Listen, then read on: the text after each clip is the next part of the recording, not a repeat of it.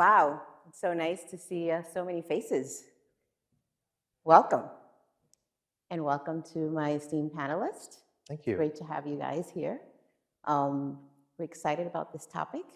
And before we start right on, I'd like to ask you to introduce yourself and tell me a little bit about what you do. Please. You want me to start? Please. Thank you very much, Jenna. So I liked already the George. My name is actually Jörg Schuler, which is pretty similar. And some of you might have realized that I'm not the original panelist. It was Katja Bonnet. You realize it's not me, obviously. And I am the first time here at HEDNA, so very happy to be here. I'm in charge of media and distribution in Amadeus. So you might ask yourself, media and distribution, how does that link together? But that is the part of the generating the demand and the part of fulfilling it, and that's why the two pieces are together. Thank you. Lynn? Hi, I'm Lynn Malouf. I oversee the enterprise account management team for both hotel and car for Travelport. And unlike George, this is not my first time. Happy to be here. Hi, I'm Ben Musler. I'm the Senior Director of Global Lodging, Ground, and Sea Supply and Operations. And that's a fancy way of saying that my team has the opportunity to work with hoteliers and other travel components to bring their products into the GDS, and then they're sold out to travel agents and API customers all over the world. Awesome. You know what I love is that none of you said we are the non-air group. So those days have definitely left us behind. So that's We're the everything but air. Everything but air. That's good. I like that. Okay. So speaking of, why don't we jump right in? There's been a lot that has happened, and we just heard, from STR, some of the trends in the bookings and the acquisitions and how people are traveling and how people are doing business. So the big question, I think, for a lot of us in the room, from a hotel perspective, are wondering what's changed in the GDS. Has business travel changed forever? Are they coming back the same way? What have you guys noticed? What is your perspective? And for years, we've heard, oh, the GDSs are dying. They're going away. So I'm going to ask that question. Are the GDSs dying? Are you guys going away? Please tell us. Do we look like dying? Actually, I think there have been quite a lot of changes. I mean, first of all, now safety, security has a different meaning. You need to be able to search for that. You need to know in which hotel you are going to go. There's a certain trend that business and leisure are combining. We do see that there are extended stays as well for the business travel. What we have seen as well is that the booking volumes, I mean, Jan was referring to that before, but we do see the corporate travel coming back very strongly in the last 2 months. For us, in our statistics, what we see is that we are trading more than 2019. There can be, of course, there can be different reasons for that, but for us it was clear that we wanted to move into leisure. We saw that the diversification is needed, and we have started a program that is called Hotels for Leisure now, where we are already acquiring the content, and we're looking in all of the different means for leisure distribution, because it's certainly not the same. We talk about child rates, you talk about different area or different characteristics you're going to search for, but that is clearly the way we are going. And to answer the questions, are we dying into that? At least in Amadeus, it is in distribution, hotel distribution is the #1 priority. Okay. And then car rental, and then NDX, that some of you might know, which is the new distribution capabilities for air. So these are the three top priorities that we are looking at. Awesome. And I would ask, maybe this is for you, Lynn. I've seen a lot of headlines in the last few months coming from Travelport, really just addressing specifically transformation in this space. Do you want to tell us what that means? Sure. So, as most of you know, we were really three different platforms previously, right? With Apollo, Galileo, and WorldSpan. And I think we've done a pretty good job keeping up, considering we have had to toggle between 3 different platforms in moving forward, in the past. So in order for us to really accelerate moving onto one platform for us sort of primes us to be able to do that. And at the same time, from a transformation aspect, it's, we're asking people to maybe do things a little differently, right? We have agencies that are committed to their old way of doing things, their old platforms, green screen, some of them are hanging on with their fingernails, And, so we're sort of inviting everyone along to say, for us to all be moving forward, we've got to sort of reckon with our own legacy systems and some of those sort of old GDS ways of doing business that, we have to shed some of that going forward. That's interesting, and I think it brings up a good question, and I'm actually going to redirect this to you, Ben. Yeah. With regards to how some of your competitors are now your partners, right? Yes. And Yes. so, and I think that's not unique to you. I think all GDSs are doing that. So there are new APIs that are being shared. There are interfaces that are being shared. So I guess travel agents now have access to portals that look a little bit different. Yeah. And so the question I think hoteliers may have in the room is, what does that mean to them? How do they need to do business differently? How should they think about the GDS, right? For years and historically, there's been a very delineated way of conducting business, and that's sort of now changed. Yeah. But I don't think it's clear how has it changed. What do they need to do different? Do they need to think about media differently? Do they need to think about their RFP differently? What sort of things should they be reassessing? Sure. I think I would just start with, Sabre's vision and continues to be one of technology transformation and a move of our core systems to the Google Cloud platform. But in addition to that, we have launched and continue to build out content services for lodging. And that really was the first step to help better articulate a hotel's value to the end consumer. You mentioned that, the days of just having the green screen are behind us. A lot of our transactions go through APIs. Content services for lodging are API-led. And I would say one of the things that we can all work together on, and you can learn more about this in our breakout session, is our new APIs. So our supplier content, shop, and book APIs that'll really help us interact better with the CRS and transfer data back and forth so we can make more intelligent offers to the consumer. So the hotel should think about the GDS, much like any other distribution channel, in that you need to present the information in the way that the consumer wants to understand it. The consumer thinks they're very savvy, and so we need to be able to answer the questions they're looking for when they're ready to book. So that's awesome to hear. A question that I think maybe some hoteliers have in the room is, for years we have had a really clear delineation between leisure and travel and corporate travel.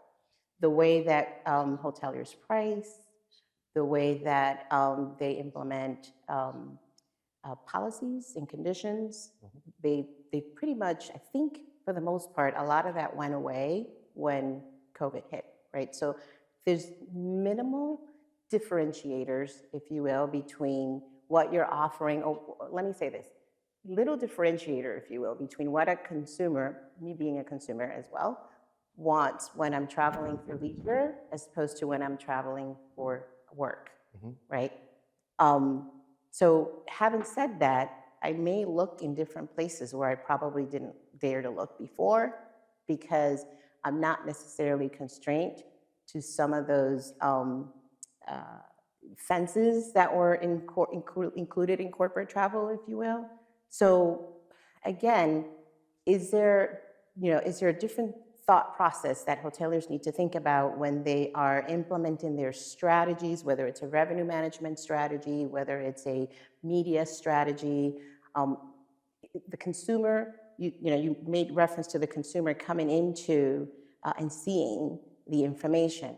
And one of the challenges I think hoteliers have had is that we don't actually get to see what the consumer sees, right? We just kind of trust that, okay, this is what the GDS platform is showing the consumer. But with all this sharing of APIs and sharing of of open technology, hoteliers don't get to see. What is it that consumers are seeing in order to adequately I think market to it's, them? if I could just add, I think it's a little bit of the reverse. One thing that Sabre's been working on with hoteliers is making sure that we're articulating their products properly. So we call it product normalization, but that's really breaking down the information in the rate and what is offered in that rate. And so while a hotelier might not ever be able to see every consumption point of an API, whether it's through a GDS or another third party, what we're sort of promising or wanting to work with you guys on is making sure that when that information is sent over and when that request is made, we're delivering the most appropriate product for that customer's ask, so we can hopefully help with conversion. Yeah, I think. Oh, go ahead. To say, I do think, as you mentioned, it's a real opportunity. I mean, it is an opportunity for the GDS to become less opaque. Yes. You know, I mean, that is one of the benefits in the OTA environment, is that, you know, the hotelier can go on and sort of shop as the consumer and see how they look and see how their competitors look. And it's a little bit, it's just not as accessible. And so I do think we were all called to reveal more of that in working with our hotel partners to show them, you know, how they're positioned in that way. I think that would be great. Yeah. Did you want to comment on that? Yeah, no, I think what we need to realize is that technology is only the enabler for something that has moved on quite a lot. And I believe here the hotel distribution is not only about the pure piece of the distribution, but it's how do you create the demand? How do you fulfill that demand then at the later stage? And that is happening through a lot of channels.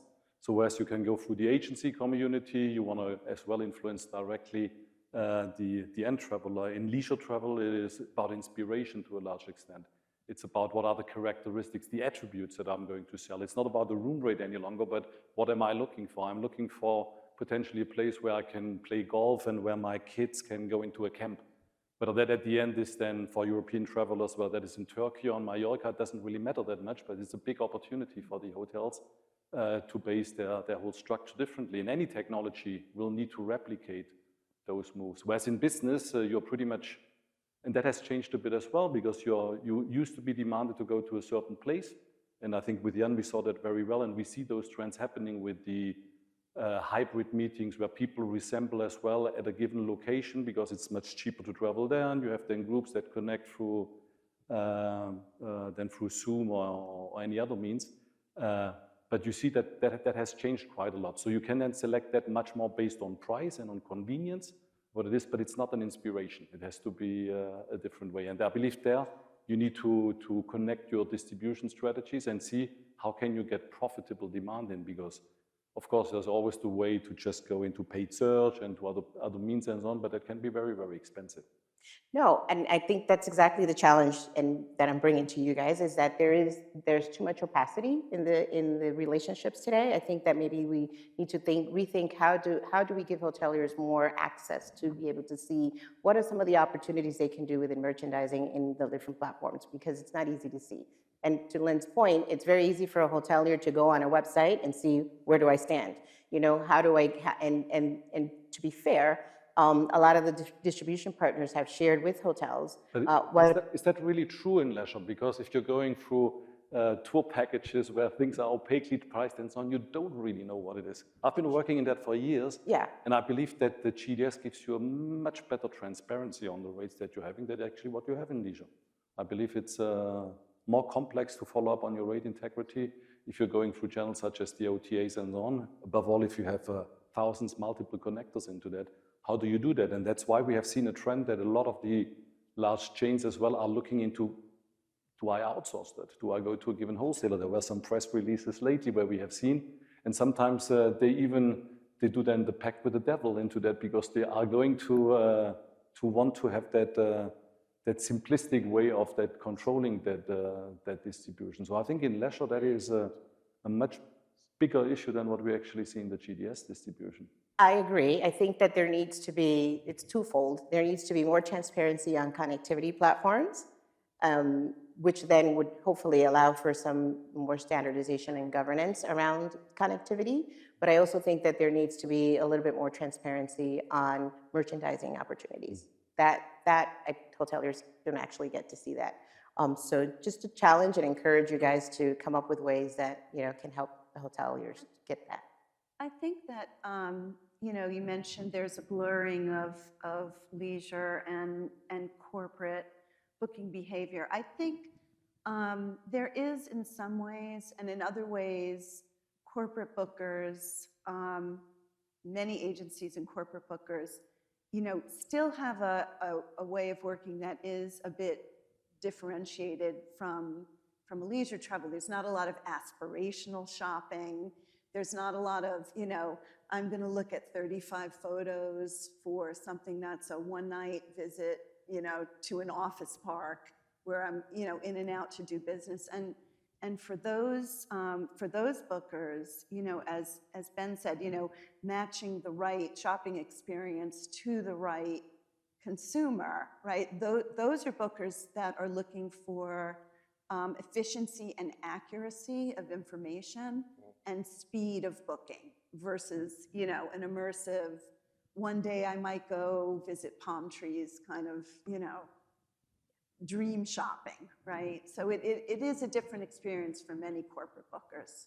I think we do recognize, to that though, the accuracy is so important. We've even had agencies saying, we want to see pictures of the actual room that goes with that rate. Like, we don't want to just see a plethora of pictures. I mean, the bleed over from what the consumer expects in, an online shopping experience like Amazon or something is real.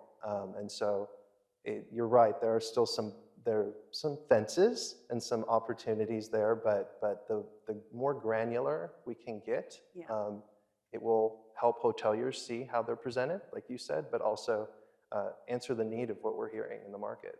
So have we made progress? Are the hoteliers going to hear in the breakout session how they can get content? We have made progress. We have a new set of content APIs.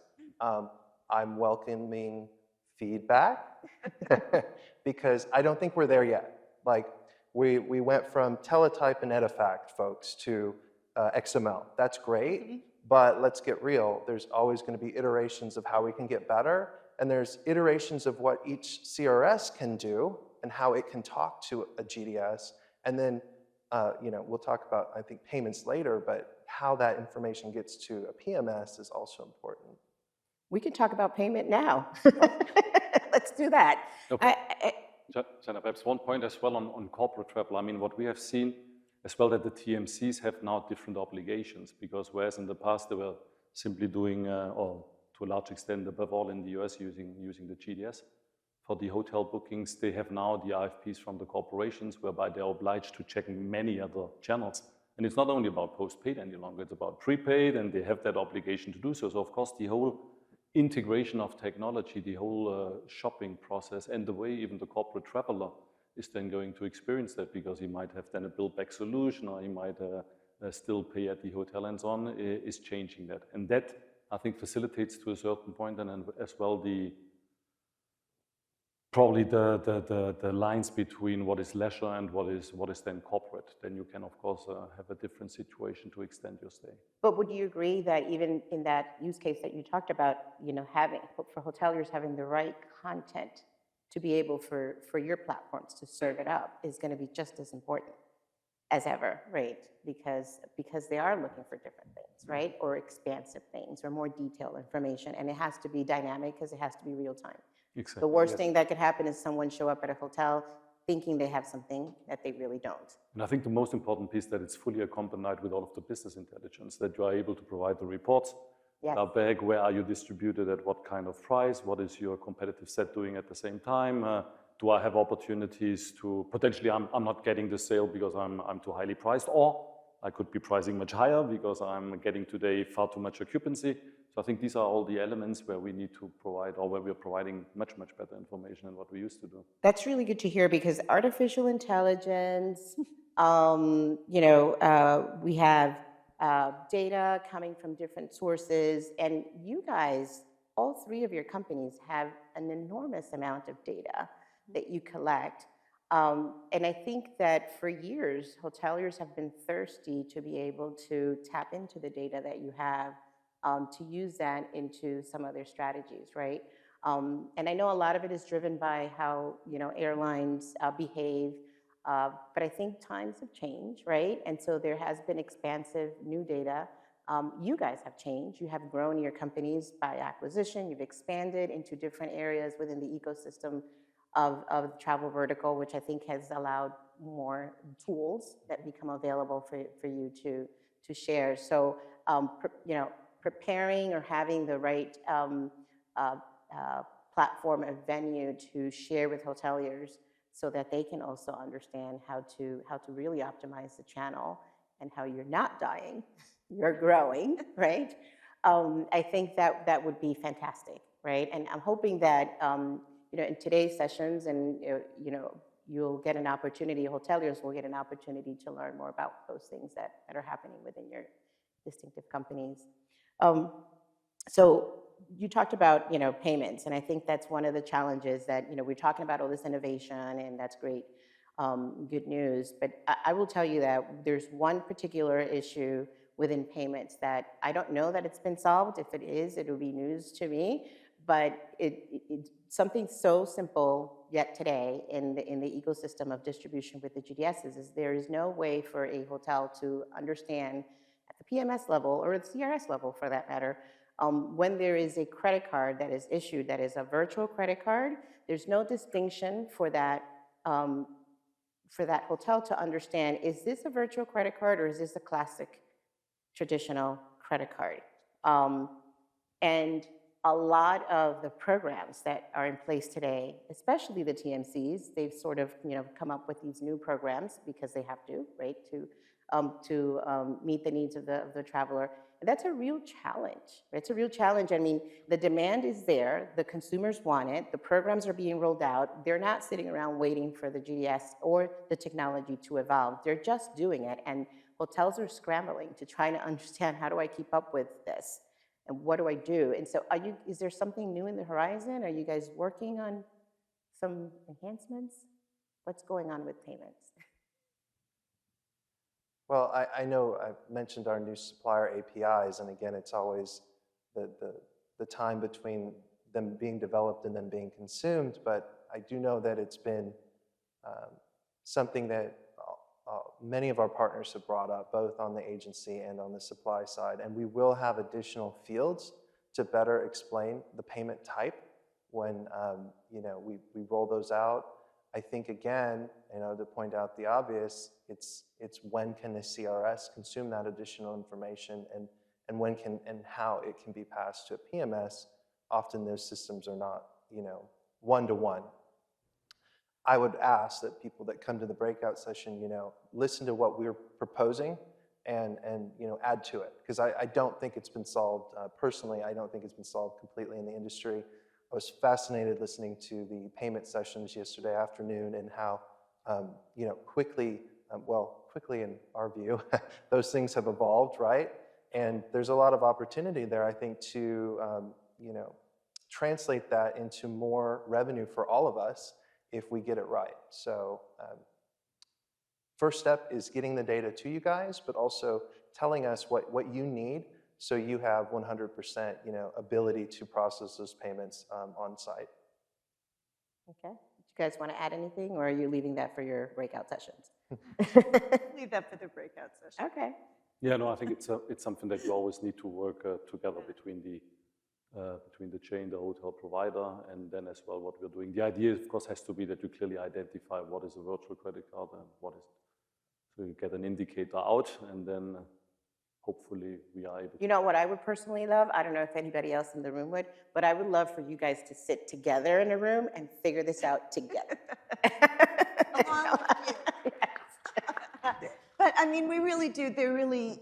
It really obviously is a pain point. I mean, when you look at how much conversation goes on around it, it's clear that it's something that does need to be addressed. And I think, not sure I think it was you that said it, Gianna, but the payment solutions is sort of, moving at their own pace, and, agencies are moving at their own pace, and there is a mandate, in a sense, for us to make sure that we have the technology in place to at least take advantage of that, Yes. So we have some questions that have come up. I'll just ask these. Let's see. This one is, how do GDS address the knowledge gap between legacy travel agencies and new online agencies who may lack institutional travel agency knowledge? Not sure I understand the question, but I think I kind of do. okay. In that there are what we consider legacy travel agencies who really, are fluent in, DOS commands and green screens and whatnot. And then there are newer agencies that, and bookers that really don't come with any of that. And I think the importance there is that, you have tools that, particularly with newer agencies that don't have that institutional knowledge, we have to be able to serve them up information in a way that they can book it and make sense for them. I mean, we can't expect newer and newer generations of bookers to sort of go backwards and then in order to catch up. And I think, the days of sort of, understanding and knowing all that information are gone, and we're now in sort of point and click territory, right? So I don't see the benefit. I personally wouldn't see the benefit of going back. No. But maybe I'm missing something. No, I think what we are seeing is that the OTAs, they really have the agency more in the fulfillment, so in the back pieces, and what they have there is usually quite a lot of turnover of people. So what we have tried to establish, not always successful, is much more graphical interfaces. Mm-hmm. Something that is much more used by the younger people and so on. Because it's true that the legacy agencies, they still claim that in the GDS, the cryptic commands and so on are far more efficient than anything that you might be doing in graphic. Next question's for you, actually. Very good. You mentioned the risk of the pact with the devil. What strategies are GDSs using to avoid the dependency of pacts with the OTA? Oops, did I just ask that question?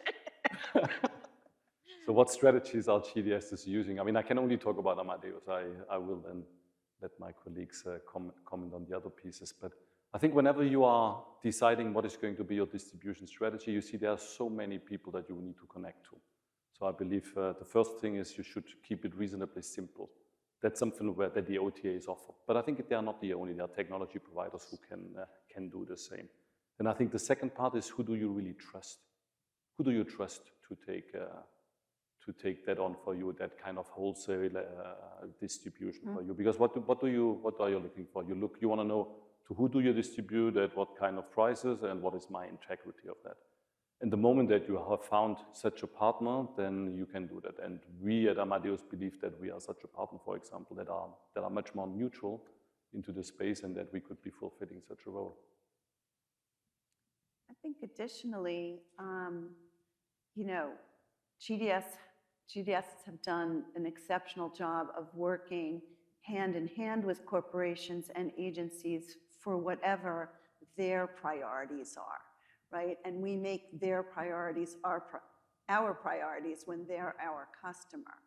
And so I don't know that that's a space that will likely to cede to another distribution method in the future. I think that corporates and agencies are very confident in using the GDS to sort of further whatever their particular priorities are.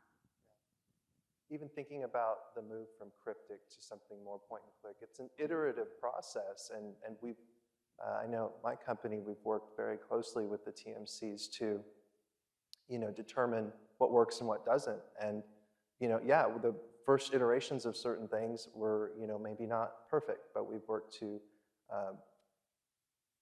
help them achieve their strategy. So they may have a technology arm, but I don't see it as a threat. I see it as an opportunity for us to partner and help them answer the questions or the needs that they need to service their customers. So are you saying that maybe, go ahead. Yeah, perhaps I realized that my answer might not have been very, very clear. I think it's not the GDS part that is going to do that neither. I think there's many other technology assets. I mean, we have, many might know, we have acquired a series of companies with new market, with TravelClick that gives us new capabilities into that. We have built CRS systems, PMS, GMS, distribution, channel managers, media, and so on. So you need to combine those assets in order to make sure that the distribution of wholesale is really what I said before. What you need above all is as well to have the business intelligence to know what is really happening. And therefore, it's of course not the former GDS model that is going to be able to replace the distribution for OTAs. Very clear. Fair enough. So I think what was resonating in all of your answers is, this is what I'm interpreting from it, is that it really is about relationships, right? So the technology is one aspect of it, but it's the trust, the relationship, it's actually the institutional knowledge, as someone called it, right? It's just this, there's a lot of history around how corporations actually handle their travel policies, and you guys all know how that works, and you know it well, right? So maybe you are around for a long time coming. That's good.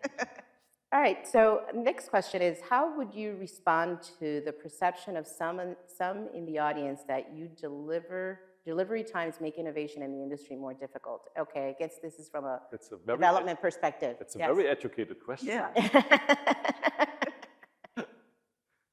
Not to say that we are horribly late sometimes now, right? So does anybody want to tackle that one? I can tackle. Okay. I know in our case, you know, moving onto one platform, which is huge for us, and then, you know, taking our platform onto the cloud with Amazon Web Services and others, you know, will get us past that point where innovation was so very difficult.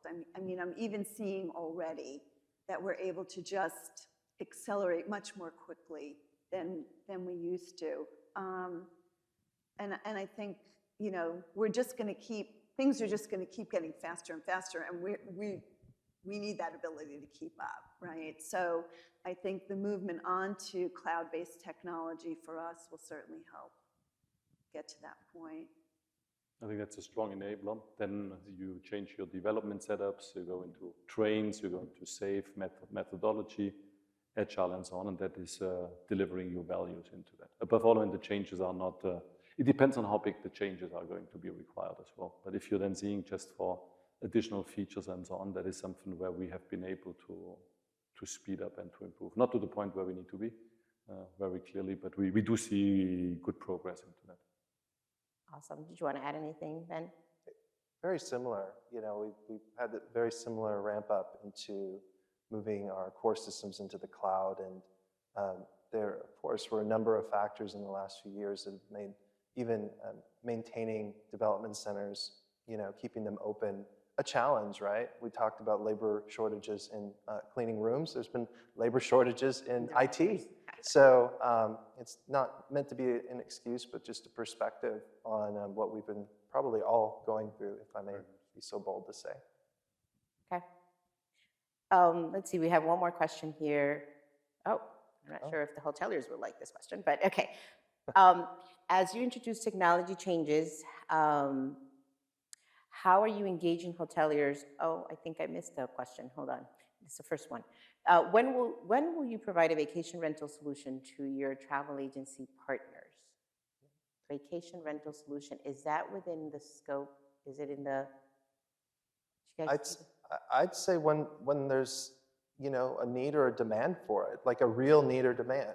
You know, it's no secret with content services for lodging, we have partnerships with Booking.com and Expedia Partner Solutions, but we could possibly bring in some of that content, but that when we've looked at it so far, really hasn't been a demand for it, believe it or not.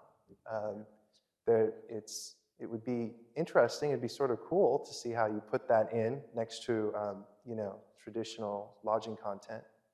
I think you need to segment it. I mean, for leisure travel, it's again a different story, and what you just said, I mean, Booking provides that content, Expedia provides that content. Sure.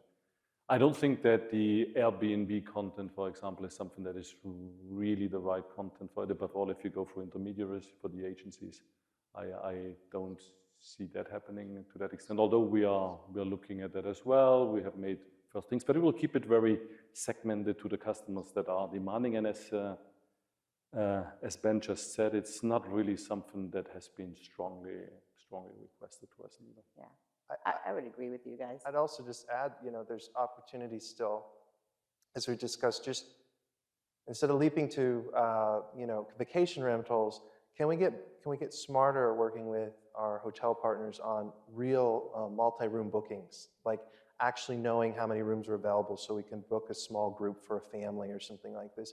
Those are requests that are coming in that I think are much nearer term in being able to solve possibly with some enhancements. So what I heard was, I don't know if there's CRSs in the room and PMSs, but maybe there's a challenge for them to take away. Yeah. If they're not already working with some of those ideas. But because I think it's the right answer. Yes, there should be different possibilities for selling a room or rooms within the existing Infrastructure. Yes, absolutely, absolutely. That's a great idea. Okay, so as you introduce technology changes, how are you engaging hoteliers to ensure they are aligned to deliver on your vision for your platforms and GDS users? I think this is probably sort of a continuation of the question we started with. How do hoteliers do business with you? What do they need to be thinking of? How do they engage? I don't know if you have anything to add. I think it's by constant exchange, by discussing, by creating the work groups with them, and to see how then the technology that we are looking at can enable their strategies, and that they share the strategies as well with us, so that we're knowing what needs to be done on the technology side. But I think that exchange is happening continuously. Mm-hmm. Yeah. So I don't know, I don't think this violates any of our guidelines, but I think in general we can ask this question. Have you guys thought about maybe different cost models? And you don't have to answer yes or no, or but is it at least going through your minds? I know that there's been a lot of history on how GDSs are priced today, and it's carried through. And to be quite honest, it's been a burden for hotels for a long time, especially as new technology partners come into the space and are offering distribution alternatives, if you will, at a much lower cost. So is it something that at least is being discussed within your organizations, that there could be a different business? We have already done that, yes, because we have already three models. There's of course the pure distribution model that, as well as a part of an incentivizing of the agencies, as I think everybody in the room knows. So that is one model. Then there's a second model that about wholesale, for example, it's a technology play. It's a complete different situation. And what we are doing as well, we're taking content in and we are merchandising it ourselves. We do have a merchant solution that we call Value Hotels. That is something where we just take the net rates in and we distribute. So there is then in that case no additional costs for distribution. Yeah. We will take care of payment, we will take care of all the customer support and so on.